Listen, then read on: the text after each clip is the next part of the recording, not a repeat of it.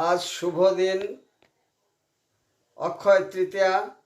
ইস্কনের প্রধান কেন্দ্র শ্রীধাম মায়াপুর সহ বিশ্বব্যাপী সমস্ত শাখা কেন্দ্রে এই উৎসব মহা সমারোহে পালন করা হচ্ছে। এই চন্দন যাত্রা উৎসব চলবে 21 দিন ব্যাপী। ভগবান রাধা মাধবকে চন্দ্রোদয় মন্দির থেকে বর্ণাঢ্য সংকীর্তন শোভাযাত্রা সহকারে নিয়ে যাওয়া হবে পুষ্প সমাধি সরোবরে। সেখানে আলোকমালায় সুসজ্জিত করা হয়েছে। চলবে প্রদক্ষিণ আরতি, ভজন কীর্তন, বিনামূল্যে প্রসাদ বিতরণ।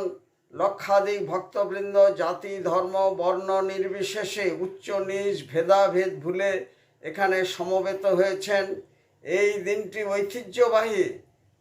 চৈতন্য মহাপ্রভু স্বয়ং পুরীর নরেন্দ্র সরোবরে এই উৎসবে অংশগ্রহণ করেছিলেন।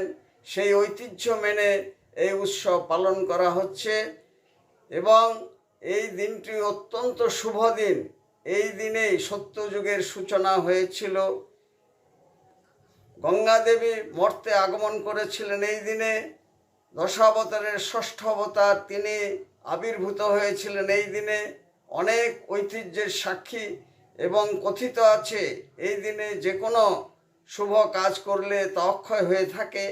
সেই জন্য সমস্ত ব্যবসায়িক প্রতিষ্ঠান থেকে শুরু করে গৃহাঙ্গনে সমস্ত মানুষের মধ্যে এই উৎসব ছড়িয়ে পড়েছে এবং এই উৎসব আনন্দের উৎসব, ঐতিহ্যের উৎসব।